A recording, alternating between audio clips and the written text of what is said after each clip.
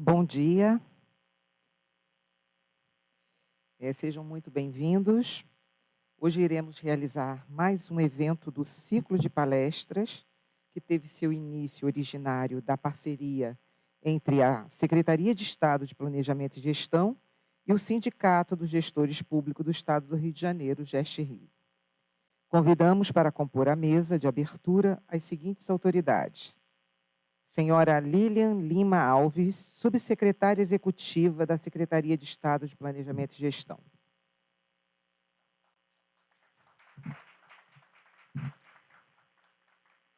O senhor Tiago Farias Dias, subsecretário de Logística.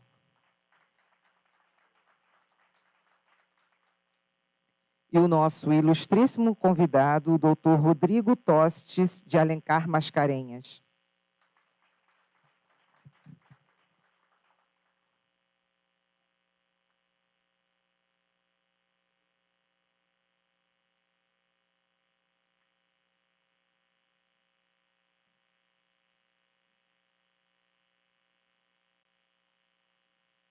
Dando início às apresentações, convidamos para uma breve exposição o subsecretário de Logística, senhor Tiago Farias Dias.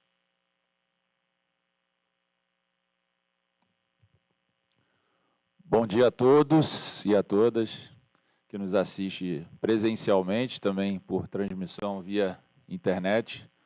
É uma grande honra, um grande prazer estar aqui representando, compondo essa mesa de debate aqui junto com o procurador, doutor Rodrigo Mascarenhas, desculpa, nossa subexecutiva Lilian Lima Alves, e também o nome do secretário Nelson Rocha, que está propiciando essa roda de debates. Eu falei aqui fora que isso é extremamente importante e enriquecedor para nós, servidores públicos. Eu amplio o conceito de servidor público, não só aqueles efetivos, mas todos aqueles que exercem as suas funções. E sabemos, eu estava comentando aqui fora com o doutor Rodrigo, o qual o tema é forte, né? Então, é uma discussão ampla que devemos debater. Então, ressalto aqui e parabenizo desde já a Lilian pela organização, é óbvio que o nosso apoio também da Subgeologística, mas que seja permanente esse tipo de debate, esse tipo de discussões aqui, e que tenha maior engajamento também dos servidores, né, aqui presentes, ao qual eu parabenizo, mas também promovam essa discussão, esse debate, e ampliem, né, a participação mais efetiva dos nossos servidores, que tanto cobravam, né, através da GEST-Rio, da ESEC-Rio, esse tipo de evento. Então, não me estendendo mais, agradecendo mais uma vez. Sou fã de toda a discussão, não só no quesito de direito ambiental, do doutor Rodrigo Mascarenhas, mas também com esses assuntos pertinentes inerentes aqui ao serviço público. Agradeço mais uma vez a composição da mesa e parabenizo a organização do evento. Muito obrigado, um bom evento para todos aqui. Boa palestra, doutor Rodrigo. Agradecemos as palavras do subsecretário Tiago Dias e, fechando as apresentações da mesa de abertura, passamos a palavra para a subsecretária executiva, senhora Lilian Lima Alves. Bom dia a todas, a todos. É uma alegria muito grande nós estarmos aqui neste auditório, que nesse momento eu quero agradecer ao Procurador-Geral, ao Dr. Bruno Dubê e toda a sua equipe, a gentileza que sempre tem feito com a Secretaria de Planejamento nesse projeto. Quero saudar o nosso procurador, Dr. Rodrigo Tostes de Alencar Mascarenhas, por gentilmente estar aqui conosco, debatendo, promovendo essa parada obrigatória para que nós possamos ter um maior conhecimento sobre esse tema que tanto é imprescindível para o servidor público. Então, quero agradecer aqui e também saudar a todos em nome do secretário Nelson Rocha. Sem mais delongas, vamos nos agraciar com o posicionamento do doutor Rodrigo. Muito obrigada a todos e um ótimo evento para todos, e especialmente para você que está nos assistindo online.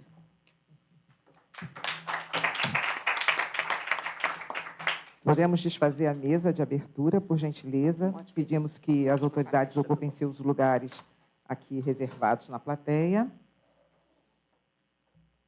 Aproveito o momento também para compartilhar com todos que estão assistindo através do YouTube o nosso e-mail ciclodepalestras@planejamento.rj.gov.br para que vocês possam enviar suas perguntas. Bom, doutor Rodrigo, seja muito bem-vindo. Doutor Rodrigo vai proferir a palestra Direito Público e o Paradoxo da Prioridade Ineficiente. Doutor Rodrigo é advogado, com doutorado em Direito Público pela Universidade de Coimbra e mestre em Direito Constitucional pela PUC-Rio, procurador do Estado do Rio de Janeiro. Bom dia a todos. Eu queria, em primeiro lugar, agradecer a doutora Lilian Lima, doutor Tiago Dias, subsecretários da Secretaria de Planejamento, pelo convite. Para mim é sempre uma satisfação falar com os servidores públicos. Aliás, vocês precisavam vir mais para cá, porque eu gosto de olhar esse negócio de seminário híbrido. Pessoal, vamos lá, para fazer uma conversa mais... Porque é um seminário híbrido. Senão eu fico olhando para a câmera, mas quero olhar para quem está presente, vou ficar meio esquizofrênico. Que é um problema que eu vou apontar na legislação. Mas eu fiquei muito feliz de saber que é um evento da CEPLAG e dos gestores públicos, porque quando veio o concurso de vocês, eu tomei conhecimento com muita esperança, porque eu acho que é o caminho para a gente ter uma gestão estadual mais eficiente. Foi um grande marco, né? Acho que foi lá para 2009, mas pelo que a minha memória lembra, alguma coisa assim. Bom, vamos começar, então, com o tema. Eu queria também salientar muito que a minha ideia é falar relativamente rápido para deixar espaço para algum debate.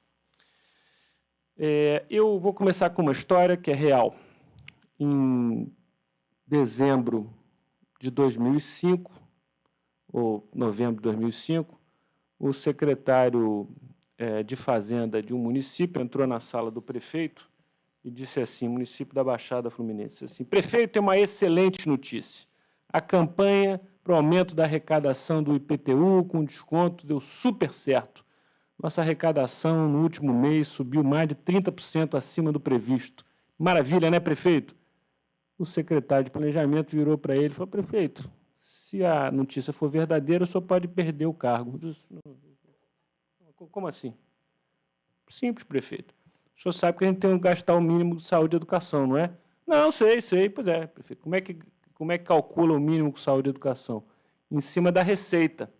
Se a receita sobe muito em novembro e dezembro, sobe a base de cálculo em cima da qual o senhor tem que calcular o gasto mínimo de educação. Só que o senhor não consegue gastar essa diferença em novembro e dezembro. Não dá para fazer licitação nenhuma, prefeito. Se o senhor não fizer licitação, o senhor vai ficar. Se o senhor não conseguir gastar, o senhor vai ficar pendurado no Tribunal de Contas, pode ter as contas rejeitadas, pode sofrer processo de impeachment, de improbidade administrativa e ficar inelegível.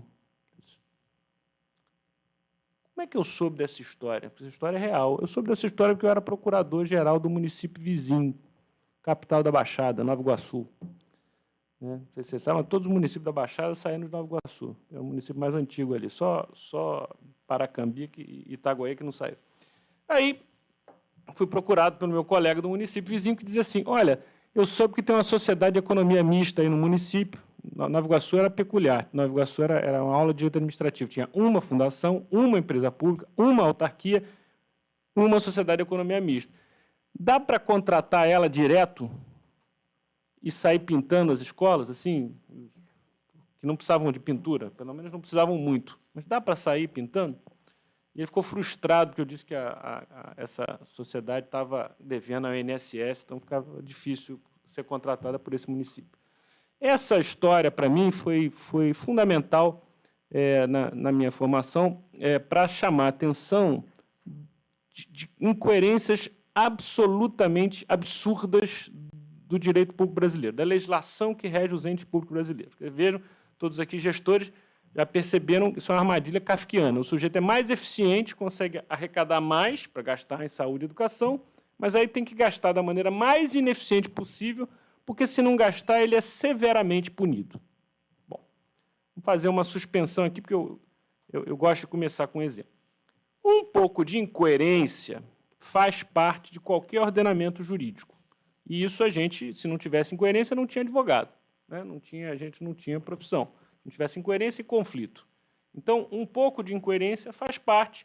E a gente é treinado na faculdade de Direito, interpretação sistemática, interpretação finalística, a lidar com incoerência, faz parte. O problema é o grau de incoerência que tem no direito público brasileiro, no qual, em várias situações, o gestor tem uma norma que lhe obriga mais a proteger a rigidez das eleições. A lei eleitoral foi adotada depois que passaram a emenda constitucional da reeleição.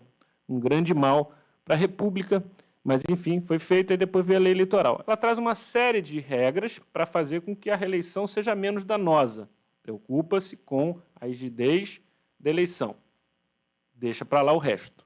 A lei de licitações se preocupa, ou pelo menos se eu dizer que a 8666 se preocupava em evitar que alguém roubasse ao comprar papel. Esse era o resultado esperado, ainda que ao final não se comprasse papel. Mas se dissesse assim, bem, evitamos que alguém roubasse ao comprar papel, ela estava cumprindo o objetivo dela. Só que quando a gente bota essas leis em conjunto, o gestor fica numa situação absolutamente incoerente. Aquilo que é a eficiência buscada pela norma que obriga você a gastar o mínimo com saúde e educação, porque aquilo foi identificado como um bem, um valor importante para a sociedade, é feita de uma maneira que faz com que você gaste mal em saúde e educação sob pena de perder o cargo. Bem, e quais são esses conflitos? Como é que eu tentei enquadrar esses tipos de conflitos internos ao direito público brasileiro? Bom, em primeiro lugar, eu tenho conflito entre normas constitucionais e o restante da legislação. Mas alguém formado em direito vai dizer, mas, desculpa, o senhor foi chamado, aí está dizendo aqui que o senhor é mestre em direito constitucional. Não tem conflito entre direito constitucional e lei infraconstitucional. A Constituição está acima, simples assim. Eu não estou falando aqui no conflito propriamente jurídico. Eu estou falando num conflito, digamos, prático. O direito constitucional brasileiro adotou uma linha que é mais ou menos a seguinte: qualquer pessoa pode ir ao judiciário para pedir qualquer prestação relacionada a direitos sociais previstos na Constituição, saúde, educação, cultura, lazer, a qualquer dos entes, União, Estado e município, independentemente da repartição de competência, e o judiciário pode dar uma liminar para que esses direitos sejam cumpridos em prazos que vão de 48 horas a, dependendo se for uma obra, às vezes dão 6 meses. Esse é o direito constitucional brasileiro como ele está hoje, em relação ao qual eu tenho várias críticas do ponto de vista doutrinário, mas não é o momento, essa palestra não é sobre isso. Para essa palestra, o que importa é dar um dado da realidade. Hoje, o direito constitucional funciona assim. O judiciário brasileiro acha que pode mandar a administração pública fazer qualquer coisa. E qualquer administração pública. Tá? Aliás, eu vou abrir um parênteses, mas eu volto. Há algum tempo atrás, eu fui fazer uma sustentação oral defendendo o Estado, num caso em que o Estado e o município tinham sido condenados a fazer uma série de intervenções urbanísticas em Friburgo. E eu falei sobre o médico, que era um absurdo aquilo, mas no final eu terminei a minha sustentação oral dizendo o seguinte: olha, isso no final tem um comando para o Estado violar a lei. Vou explicar. Está dito que essa obra tem que ser feita em 6 meses. Em 6 meses não existe obra sem violar a lei de licitações. Mas eu vou explicar, para não ficar no ar, isso eu falando para os desembargadores. Olha só, prazo entre a publicação do edital e as propostas, prazo de resposta, prazo não sei o quê. Se somar tudo isso, já dá, sei lá, não me lembro de cabeça, 100 dias. Logo, nos 80 que sobram, não dá para completar a obra. E aí, por curiosidade, a relatora manteve lá a condenação do Estado, mas quanto ao prazo eu vou tirar, eu me convenci. Depois o processo foi suspenso, mudaram e tal. Mas é só para chegar ao ponto que eu quero representar em relação a esse conflito, direito constitucional e o restante da legislação. E esse conflito é mais ou menos o seguinte: o direito constitucional diz faça os problemas estão resolvidos, tudo que está na Constituição é concreto, pode ir lá. E aí, isso chega na Procuradoria, que, de maneira frustrante, mas também fácil, assina um documento, vocês já devem ter ouvido falar, que é assim, orientação de cumprimento de julgado. Manda para o órgão, dizendo, lamento, o pessoal aqui até bom, tentou, mas cumpra. E aí, para cumprir, o gestor lato sensu, estrito sensu, gestor concursado, gestor agente político, vai ter que pegar uma outra caderninho, uma outra caixa de ferramentas. Tem a caixa de ferramentas que te manda fazer e a caixa de ferramentas para fazer. A caixa de ferramentas para fazer é a lei eleitoral, é a lei de licitações, é a lei de improbidade te ameaçando, é a lei 4.320, é tudo isso. Só que a Constituição é a do faz. Todas essas leis, elas têm objetos jurídicos distintos, mas você aplica elas em conjunto. Porque quando você quer fazer uma obra no ano eleitoral, você tem que olhar para a lei de licitações, mas você tem que olhar também para as restrições da lei eleitoral. Então, esse primeiro conflito é muito complicado. Você tem um outro conflito, que é entre normas instrumentais à atuação da administração e normas jurídicas finalísticas, vamos dizer assim. Quer dizer, a norma instrumental, né, ninguém licita por licitar. Você licita porque precisa de um determinado bem necessário para a sociedade. Ninguém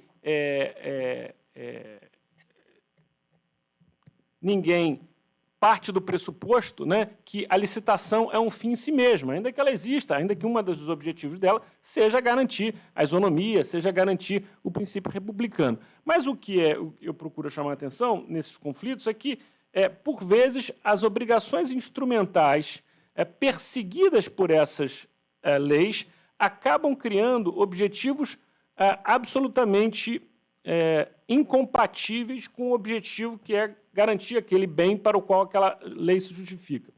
Posso dar um outro exemplo, que entra já no conflito entre normas jurídicas finalísticas, ou seja, entre normas jurídicas que querem um bem não instrumental, que querem um bem da vida, que querem saúde, que querem educação, que é a lei de consórcio. A lei de consórcio serve para viabilizar estruturas complexas de colaboração, sobretudo entre municípios, que são essenciais, em especial em duas áreas, saúde pública, em municípios do interior, e a viabilização de sistemas de coleta de resíduos. Pois bem, a lei de consórcio traz uma governança quase inviável. Uma série para o consórcio mais simples, que é o consórcio entre apenas 2 municípios, existem uma série de leis municipais e de pactos que têm que ser celebrados. Bom, então, é uma lei complexa, é uma lei que, se um município, um prefeito do interior, chega para o seu procurador e diz assim, quero fazer um consórcio com o município vizinho, você providencia, vamos fazer? Ele vai mostrar que ele tem que seguir passos extremamente complicados.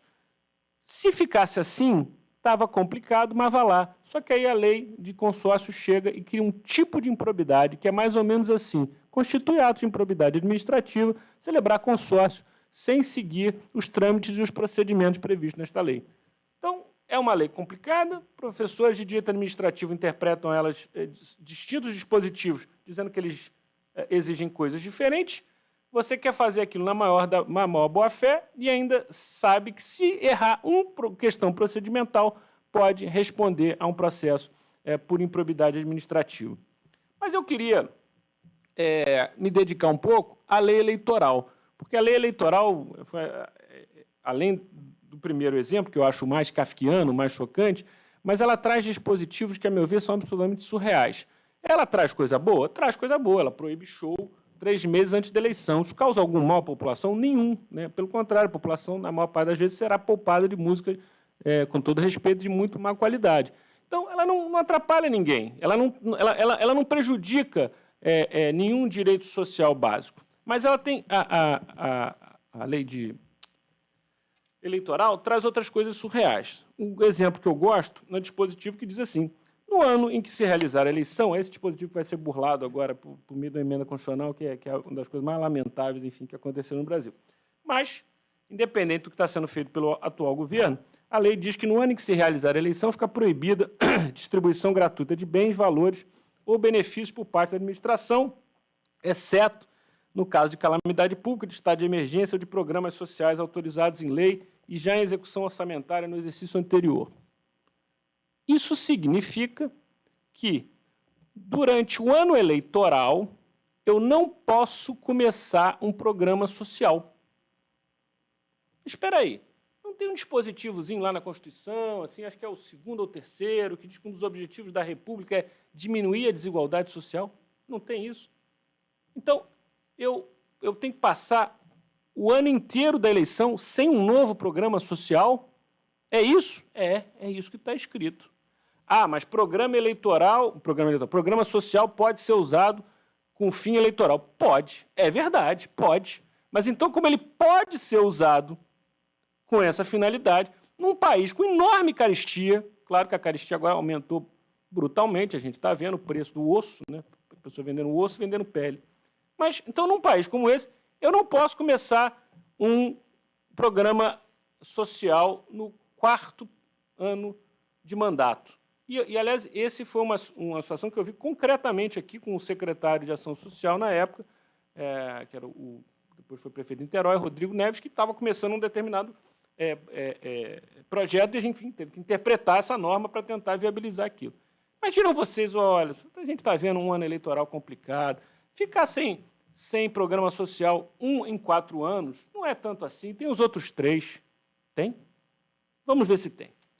A lei eleitoral diz que é vedado em ano que se realizar a eleição. Eu interpreto isso como dizer, isso é o ano em que se realizar a eleição naquele nível federativo. Então, nesse ano, essa vedação vale para Estado e para União, e daqui a 2 anos, que é bom lembrar, no Brasil, por enquanto, a gente tem eleição de 2 em 2 anos. Eu lembro uma vez na manchete do Globo, denunciando alguma coisa na Petrobras, há muitos anos atrás, dizendo assim, alguma coisa é feita em véspera de ano eleitoral. Eu disse assim, o sujeito devia saber que todo ano no Brasil ou é eleitoral ou é véspera de ano eleitoral. Então, dizer que alguma coisa é feita em véspera de ano eleitoral é dizer que alguma coisa foi feita num dia em que o sol nasceu e depois se pôs. Assim, a coisa, né? E a gente tem que ouvir esse tipo de coisa. Bom, e aí, por que eu estou dizendo isso? Porque existem várias manifestações, inclusive ex-ministro Supremo, Marco Aurélio, dizendo não.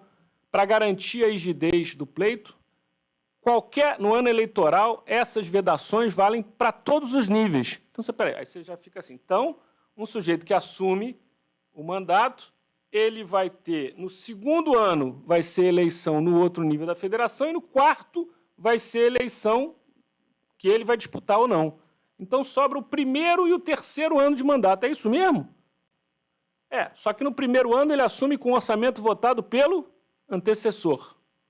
Então, você vai chegar à conclusão de que no Brasil, cuja Constituição manda diminuir as desigualdades sociais, eu só posso começar alguma coisa se eu planejar isso para o 3º ano de mandato. Agora, isso a gente não aprende na Faculdade de Direito. Pelo menos eu não aprendi na Faculdade de Direito. Só aprendi depois de sofrer numa estrutura de um município de grande porte, porque muita gente não vai tomar conhecimento disso nem no Estado, se você não tiver, de repente, na CEPLAG ou em estruturas em que você veja o conjunto. Agora, a lei eleitoral tem outras coisas surreais. Todas bem intencionadas, porque todas essas incoerências que eu estou apontando são bem intencionadas. Quem é contra proteger a rigidez das eleições? Quem é contra proteger a responsabilidade fiscal? Quem é contra o objetivo de licitações nas quais não se rouba? Ninguém é contra. O problema é quando junta tudo. Então, a lei eleitoral traz um outro dispositivo vedando transferência voluntária nos 6 meses antes, tem um prazo que, enfim, não vem ao caso, mas que é mais ou menos 6 meses antes do prazo eleitoral. Então, eu não posso receber, o Estado não pode dar dinheiro para o município, a União não pode dar dinheiro para o Estado. Transferência voluntária é usada para politicagem? É usada para politicagem, não tem a menor dúvida disso. Essa não é uma palestra, aqui o problema não é a repressão ao servidor de carreira ou o agente político corrupto. Eles existem, o Rio de Janeiro, imagina, né? Como a gente tem exemplos disso, e devem ser punidos. O problema é até quando faz sentido paralisar a administração pública por causa dessa possibilidade potencial de uso equivocado. Bom, então esse dispositivo proíbe que eu passe dinheiro para a obra. Mas ele diz assim, salvo aquelas que se iniciarem até um determinado prazo. Aí veio o TCU e interpretou que iniciar não basta passar o dinheiro, não basta passar o dinheiro e licitar, não basta ter o primeiro empenho, tem que ter a primeira medição. Então, todo ano eleitoral tem uma corrida maluca em todo o Brasil para que essas obras que estavam tramitando num determinado ministério, necessárias ou não, mais ou menos necessárias, mais ou menos importantes, corram, porque sabe o que acontece? Se o dinheiro for repassado, o canteiro da obra for montado, mas não tiver a primeira medição, a obra tem que parar até 31 de dezembro daquele ano. Isso é absolutamente kafkiano, isso não faz sentido nenhum. Uma das maiores frustrações que eu tive na carreira de procurador do Estado foi tomar conhecimento, o programa das UPAs era um programa, em geral, pelo que eu sei, bem avaliado. Então, havia uma previsão de repasse de dinheiro, de verba, para o município de São João de Meriti, município da Baixada Fluminense, carente, para ele construir a sua UPA. E o repasse veio pouco antes desse marco, portanto, não haveria, a obra não ia conseguir começar. Eu fui chamado numa reunião na Casa Civil, junto com um colega, que deu um parecer dizendo o seguinte, olha, se a gente pegar a Lei de Responsabilidade Fiscal, tem lá uma definição de transferência voluntária, e lá está dito que transferência para o SUS não é transferência voluntária, não se considera como transferência voluntária. Em boa parte, que as transferências do SUS têm uma governança própria, decorrem de uma legislação própria. Portanto, eu posso fazer esse repasse, mesmo depois desse prazo da lei eleitoral, sem estar violando nada. Afinal, o Estado recebe, e era eu que recebia, que na época era subprocurador-geral, mais de 80 mandatos por dia mandando entregar coisas de saúde. Então, como é que o Estado... Olha aquela história. O direito constitucional mandando entregar, eu chego a liminar, aí o Estado recebo a liminar, que o direito constitucional me manda, e o Estado aqui, fazedor, não pode construir uma UPA por causa da lei eleitoral? Não, olha aqui a interpretação, explicação do que é transferência voluntária. Aí chega o advogado eleitoral do governador, que estava na mesa, e disse, olha, procurador, entendo, muito bacana o que o senhor está falando, mas olha essa decisão aqui do TSE. Pá, aí tinha uma decisão do TSE dizendo assim, conceito de transferência voluntária para a legislação eleitoral sou eu que dou, eu, TSE. Era um caso de ambulancioterapia. Já ouviu falar em ambulancioterapia, que você transfere dinheiro, o município só compra ambulâncias lindas, o município fica feliz e deixa o paciente no hospital gerido pelo município, né, por outro município ou pelo Estado. Mas era um caso de repasse para a ambulância. O camarada processado na Justiça Eleitoral invocou esse dispositivo e disse, olha, para o SUS pode. O cara disse, não. Eu sei que tem um conceito de transferência voluntária no microsistema, Lei de Responsabilidade Fiscal, aqui, para o direito eleitoral, sou eu que digo. Conclusão, o repasse não foi feito, aquela UPA só pôde ser construída 7 meses depois. É esse tipo de incoerência que, a meu ver, a gente precisa entender e atacar. E eu poderia falar com vocês aqui vários outros exemplos. A recente nova lei do saneamento, que é um negócio caótico, tem uma série de normas super bem intencionadas, olha, tem que alcançar tal cobertura em tantos anos, e uma série de exigências que são de dificílimo cumprimento. E eu não estou nem colocando nessa equação o problema da responsabilidade do gestor, que seria outro tema, seria outra palestra. Não estou nem colocando os excessos. Para vocês terem ideia, o problema que a gente está tratando aqui é que, raramente, os órgãos de controle, em especial o Ministério Público, portanto o Judiciário, e o Tribunal de Contas, olham a situação em conjunto. O único momento em que isso é feito é na análise de contas por parte do Tribunal de Contas. E essa análise, se vocês tiverem a curiosidade de pegar alguma análise, seja rejeitando, seja aprovando contas, vão ver que elas são intrinsecamente incoerentes. O que eu quero dizer com intrinsecamente incoerente? Todo mundo que fez direito sabe, e mesmo quem não fez, intui, que no final de uma sentença judicial, eu não posso dizer para um camarada, então João está condenado a refazer o muro de Joaquim e João está condenado a não refazer o muro de Joaquim. Não dá. Tem que ter um comando no final. Pois bem, façam esse exercício. Peguem uma decisão que tenha julgado contas, vocês vão ver que elas têm comandos / recomendações incoerentes. Mas como assim? É porque elas vão pegando todas as áreas do Estado, no final tem um documento único. E aí tem coisas do tipo repassar o que não foi passado para o Fundo de Saúde nos últimos 5 anos no valor de 1 bilhão.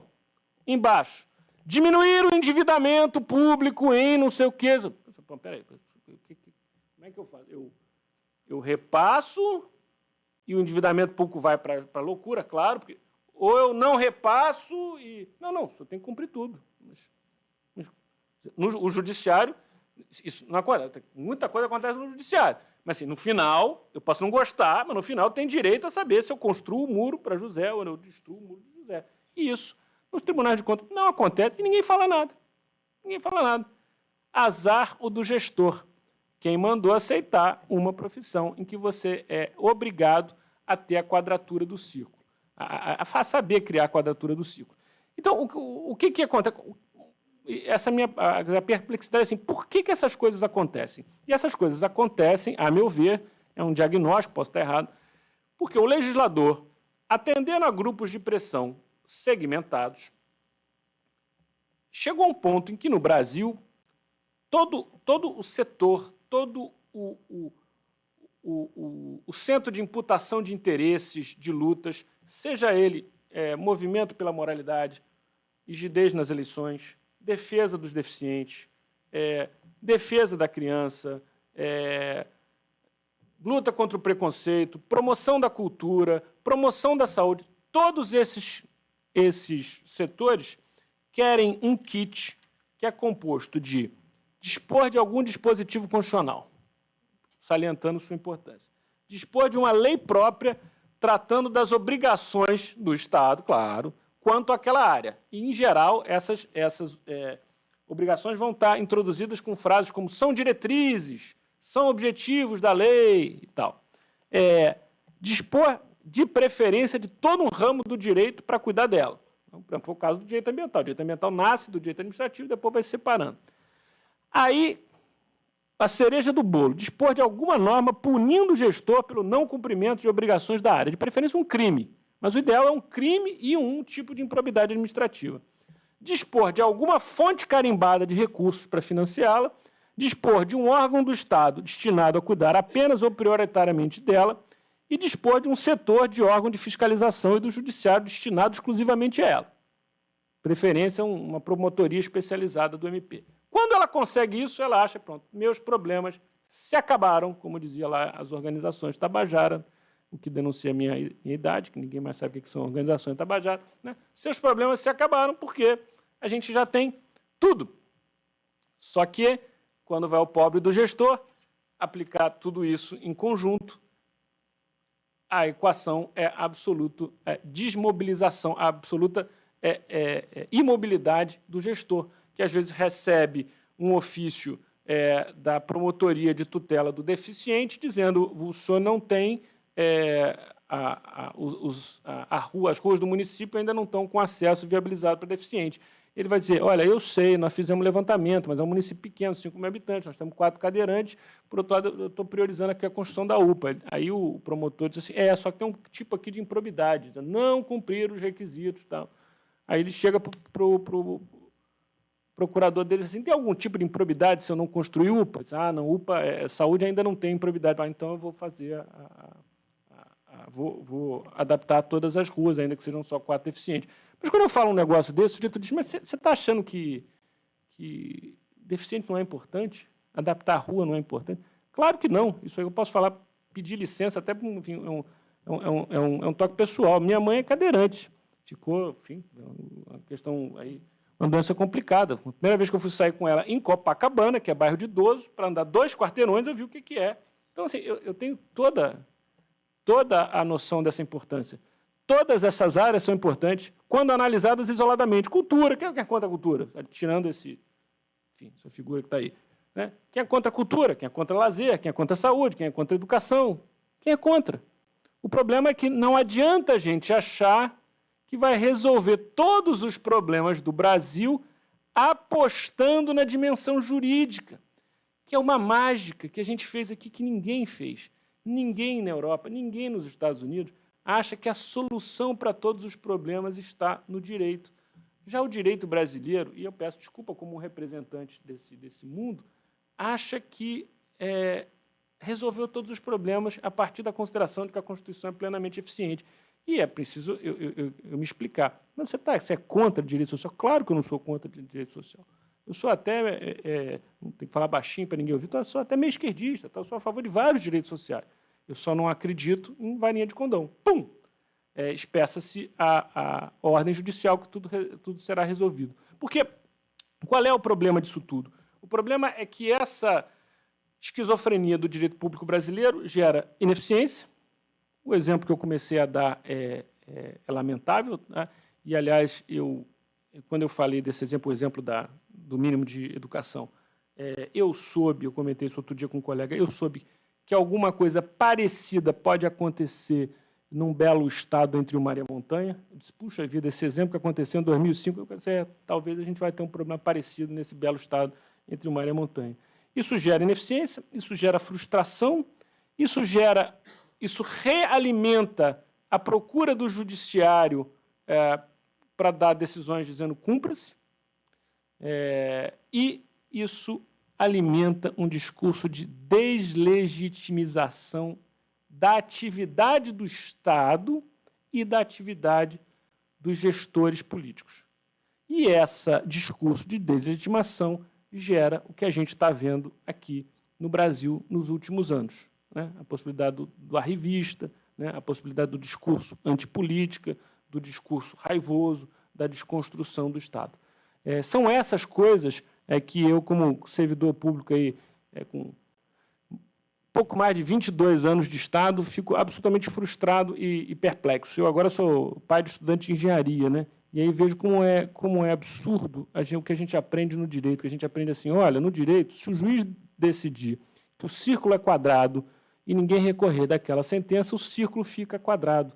A gente ouve isso e internaliza e acha que é normal, né? E precisa dos engenheiros, dos gestores, dos administradores, dos economistas dizer assim, senhor advogado, juiz e tal, o círculo não é quadrado.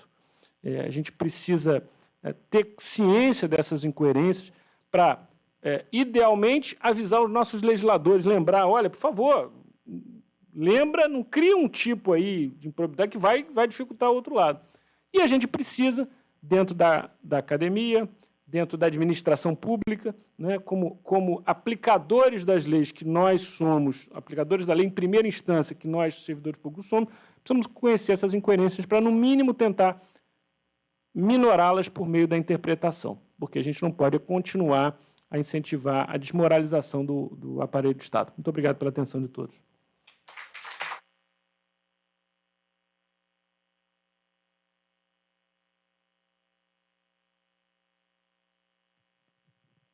Abriremos agora para as perguntas. Fiquem à vontade. Já temos aqui uma primeira pergunta. Bom dia a todos. Hugo Carvalho, trabalho na Subsecretaria de Logística. Primeiramente, gostaria de parabenizá-lo pela excelente palestra. E queria saber a opinião do senhor em relação ao sistema presidencialista multipartidário. De que forma, né, a utilização dos bens de coalizão e essa teia exacerbada de controle pode influenciar a agenda de eficiência. Hugo, obrigado pela pergunta. Assim, vou começar pelo final, né? Quando a gente tem um problema de controle no Brasil, a nossa solução é criar mais uma instância de controle. Tá?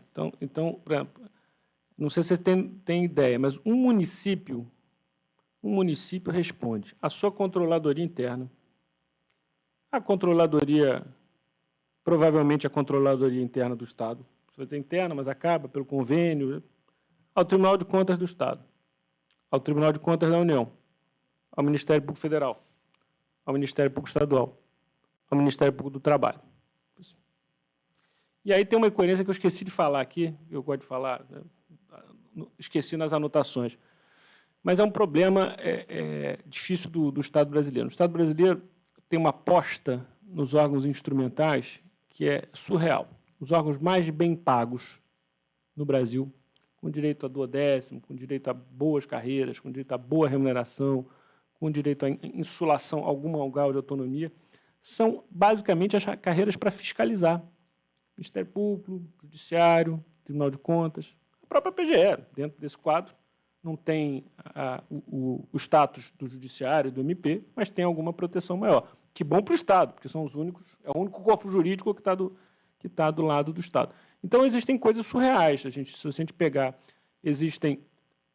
A maior parte dos ministérios públicos e tribunais de contas do Brasil vai ter mais técnico ambiental do que os órgãos ambientais. Vai ter mais técnico em saúde e educação do que a Secretaria de Saúde e Educação desses municípios. Então, isso assim, a gente precisa resolver isso. O controle pelo controle não pode ser. A sua outra pergunta já é uma pergunta de direito constitucional, aí sairia bastante da pauta, mas eu posso te dizer o seguinte, eu tenho alguma simpatia, e até escrevi sobre isso, pelo semipresidencialismo, mas, enfim, primeiro, não dá para adotar, né, em cima de eleição, isso é um negócio para a gente se amadurecer, e, sobretudo, não dá para adotar como estavam pensando aí. Foi apresentada uma proposta de emenda enfim, no Congresso que é muito ruim. Tem que ser um semipresidencialismo de verdade, no qual o presidente da República guarde poderes efetivamente grandes de intervenção na cena política, ainda que o primeiro-ministro passe a gerir o dia a dia da administração. Mas aí realmente seria um papo aí para uma conversa muito mais ampla.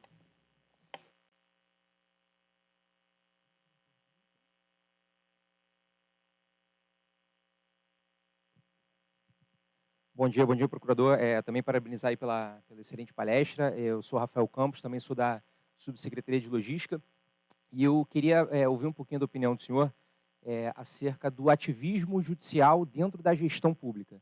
Eu assisti uma palestra do professor doutor Saulo, da Universidade Federal de Juiz de Fora, e ele tratou exatamente um pouquinho sobre essa questão, né, que, por vezes, a gente tem os órgãos do Poder Judiciário produzindo decisões, né, decidindo os casos, mas entrando muito na seara da gestão. O senhor acha que isso pode ser um fator complicador para as administrações, sobretudo as administrações municipais e menores? Rafael, sem dúvida nenhuma. Tá? Eu acho o grau que a gente chegou de intervenção do Judiciário, ao contrário do que o Judiciário diz, não tem paralelo no mundo. Isso eu posso desafiar com tranquilidade. Me mostrem não tem. Os exemplos que trazem são decisões... Os exemplos que trazem para dizer, outros tribunais também têm, são decisões do Corte Constitucional Colombiana, da Corte da África do Sul, que, comparadas às daqui, são de uma deferência ao Executivo enorme. Só que eu tenho essa consciência, amplamente minoritário. Tá? Talvez já tenha sido mais. Hoje tem mais gente dizendo, não é bem assim, enfim. Isso foi um tema que eu falei muito rápido, mas assim, é aquilo que eu disse, ninguém no mundo acha que a solução é essa. Quem tiver curiosidade, eu tenho um artigo que está na internet, chama O Fim do Direito Constitucional Brasileiro. Eu conto um pouco a historinha, como é que é um artigo pequeno. Como é que a gente chegou nesse ponto. E quando a gente vai para o interior, a coisa ainda é mais dura. Por quê? Porque eu acho jovem o máximo. Fui jovem, agora já estou mais velhinho. Mas a administração pública é uma coisa de experiência também. Então, você vai para o interior, você tem promotores com 25 anos de formado querendo mandar em prefeito. Tive essa experiência, foi muito enriquecedora, 2 anos como procurador-geral do município, digamos assim, complexo. Né? Porque a Baixada também é um lugar complexo, não é fácil, não. Mas cada promotor, indistintas, né? A promotora de criança, de adolescente, queria um negócio, o outro da improbidade, o outro da linha de transporte, e todos queriam coisas que, se a gente botasse tudo junto, eram incoerentes. Todos queriam falar com o prefeito, aceitaram a falar comigo porque eu era de carreira do Estado, que eu estava emprestado, mas queriam que toda a reunião fosse com o prefeito, queriam sentar com o secretário, não. Secretário municipal, primeiro escalão, não. Então, a gente tem situações que você tem municípios do interior, quando é vara única, então, que quem manda ali são 2 pessoas com menos de 30 anos, o juiz da comarca e o promotor da comarca. É um problema democrático sério.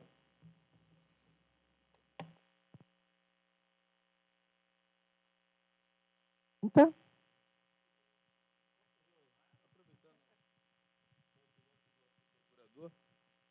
É até uma opinião pessoal.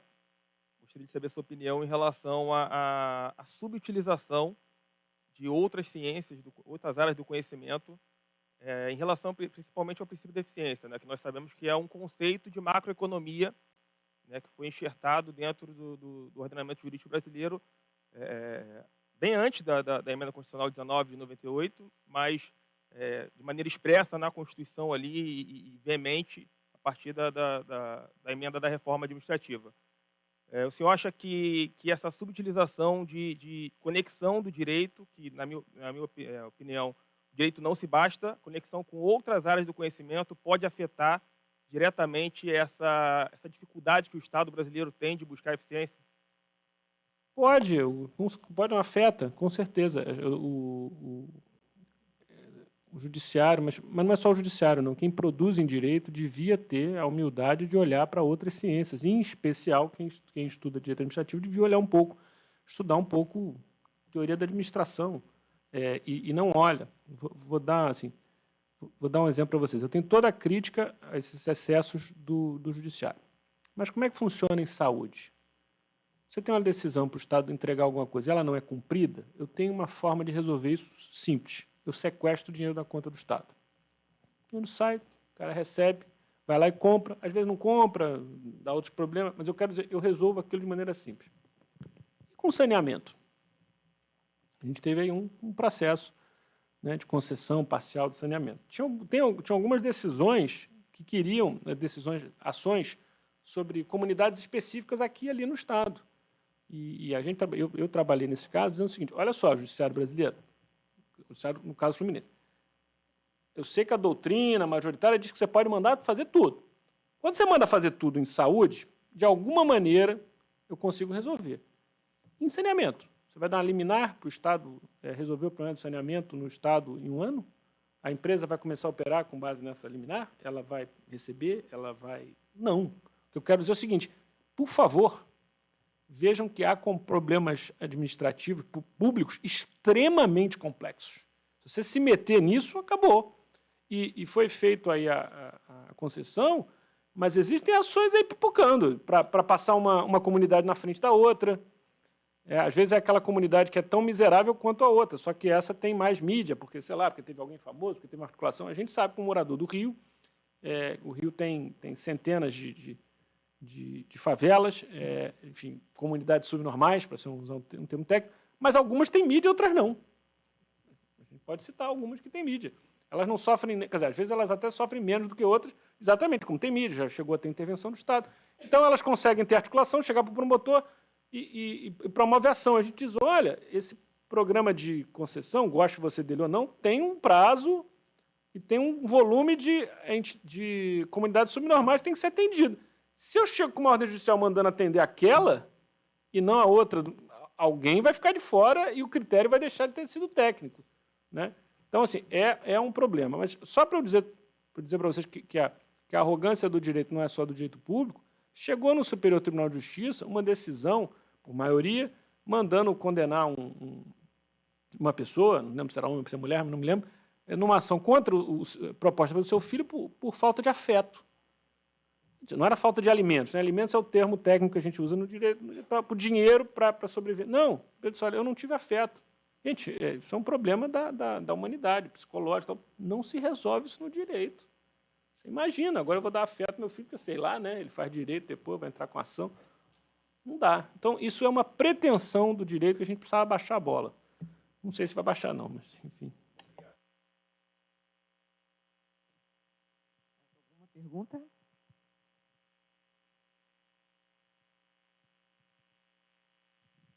Bom dia, doutor Rodrigo. Em primeiro lugar, parabéns pela sua palestra. Extremamente importante, principalmente quando a gente, do outro lado, a gente é gestor e a gente se depara com essas questões tão relevantes. Eu sou da Subsecretaria de Modernização e Gestão e, anteriormente, a gente estava na Secretaria de Fazenda. Eu não sei se a Lilian vai lembrar que inclusive, a Lilian me pediu um trabalho para a gente ver exatamente a questão da eficiência dos gastos com relação à saúde.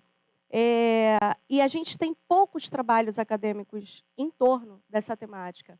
E é uma curiosidade minha com relação aos limites constitucionais. Você que é um estudioso da área, essa temática é uma anomalia técnica apenas no Brasil, ou você consegue, fazendo uma análise comparativa com os demais países, eu não sei se existe algum trabalho acadêmico, se existe isso lá fora. E outra questão, inclusive eu penso, isso me deu uma ideia com relação a uma tese de doutorado, porque, na verdade, isso é super interessante. Se você puder mostrar a ineficiência técnica do ponto de vista econômico do uso dos limites constitucionais, utilizando, por exemplo, uma análise comparativa entre alguns estados brasileiros, você vai chegar à conclusão que os limites são diferentes. Você não pode impor um limite único para a União, estados e municípios, devido às idiosincrasias, enfim, as características que são diferenciadas de cada região. Então, é uma curiosidade se existe algum trabalho de análise comparativa com relação aos limites constitucionais em outros lugares do mundo, ou só aqui no Brasil acontece isso, e se você conhece algum trabalho acadêmico em torno da eficiência em relação a esses limites, do uso desses limites. Olha, vamos lá.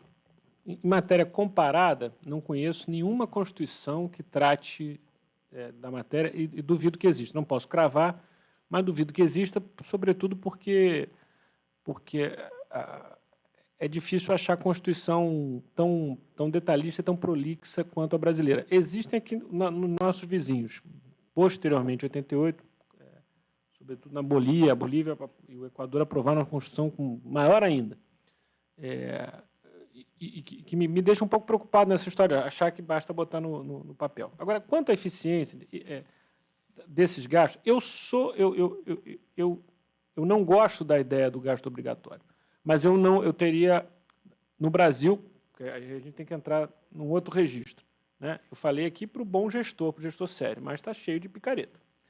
Com a nossa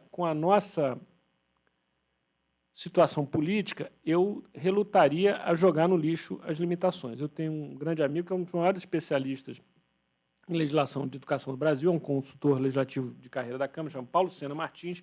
Eu já discuti esses exemplos com ele. Ele disse, olha, esse exemplo que você deu, desse caso concreto, é um absurdo, mas eu tenho como interpretar. Aí eu disse, pô, claro que tem que como interpretar, Paulo, mas quando interpretar, quando o cara é réu na ação de improbidade, né?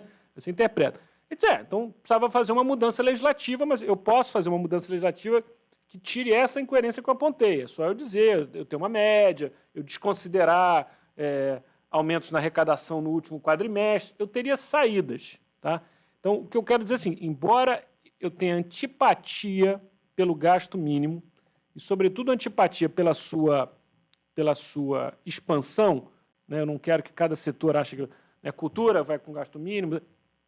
Por outro lado, eu teria relutância em simplesmente jogar fora, porque a gente pode ter aí gestor, se não tivesse isso, ia estar, de repente, gastando mais dinheiro ainda só asfaltando rua. Então, essa aqui é difícil, achar aí o ótimo. O que não dá para ficar é do jeito que está, ou seja, com esse gasto mínimo que gera esses exemplos. Você tem que ter, no mínimo, mudanças legislativas e de compreensão, né? O caso aqui da saúde no Rio, eu não sou um grande especialista, não tenho colegas que trabalharam nessas ações, mas assim, você tem uma decisão dizendo que no meio da crise, o Estado que foi aqui nos anos 2015, 2016, o Estado deixou de aplicar, aí você tem a decisão agora, e foi uma decisão do STJ, dizendo assim, não quero saber, tem que colocar de novo. Assim, isso é de uma incoerência, assim, isso realmente é uma decisão de quem nunca geriu uma repartição. Esse que é o difícil. Às vezes, faltava, no judiciário, a gente estava brincando aqui antes, conversando, olha, os gestores precisavam passar, até os candidatos, algum tipo de curso de formação, mas o judiciário também precisava ter um pouco desse conhecimento, né? Eu vou terminar aqui com um exemplo. Quando eu passei para a Procuradoria, eu fui trabalhar em Angra. Pegava toda a região sul, mas a sede era em Angra. E passou junto comigo um promotor que também foi trabalhar lá, a gente saía junto e tal. E ele era linha dura, entrava com ação de improbidade pra caramba e tal. Os anos se passaram, eu saí de lá, ele saiu de lá, e ele foi trabalhar na administração do MP, na Secretaria-Geral do MP. que faz as licitações do MP. Eu encontrei ele, perguntei, e aí, como é que está a experiência de gestor? Ele disse, Rodrigo, eu não teria proposto 70% das ações que eu propus. Mas ele propôs, né, no passado. Não sei se desistiu das ações ou se o colega que o sucedeu. Então, assim, a experiência de estar do outro lado do balcão, né, gera um outro tipo de approach. E para não deixar de falar, há uma esperança, né? A gente sabe que houve a lei de introdução às normas do direito brasileiro, colocou ali algumas regras para os tribunais observarem, né, que é um pouco se colocar na posição do gestor. Elas estão começando a ter alguma receptividade, mas ainda tem controlador que diz que é um absurdo, que aquilo ali é passar a mão na cabeça do gestor ineficiente, né? Então, mas vamos ver, há alguns motivos para a esperança, né? Uma esperança assim, cautelosa. Doutor Rodrigo, nós temos uma pergunta aqui do YouTube, de quem está acompanhando, é a Ana Paula Vasconcelos. Ela está perguntando o seguinte: a modificação feita na lei de introdução às normas do direito brasileiro poderia calibrar melhor a atuação dos órgãos de controle e sensibilizar para as limitações práticas do gestor público? Poderia, né? É o que eu estava falando na última resposta, ela deve ter feito a pergunta antes, então poderia, é uma norma muito positiva, muito boa. Há algumas decisões do Tribunal de Contas do Estado já citando essa norma, então é fonte de alguma esperança, né? A outra coisa é que a academia e os tribunais já tem pelo menos alguma consideração por esses aspectos da dificuldade do gestor e, sobretudo, por um tema que aqui a gente falou muito rápido, que foi o negócio do medo, né? O apagão das canetas. Isso já é uma realidade que, inclusive, saiu do discurso jurídico e já entra nos jornais, né? Você lê jornal com valor econômico, volta e meia sai um artigo falando sobre isso. Então, saiu do mundo jurídico e aí acendeu uma certa preocupação. Então, isso é positivo. Né, como eu disse, tem alguma razão para a esperança.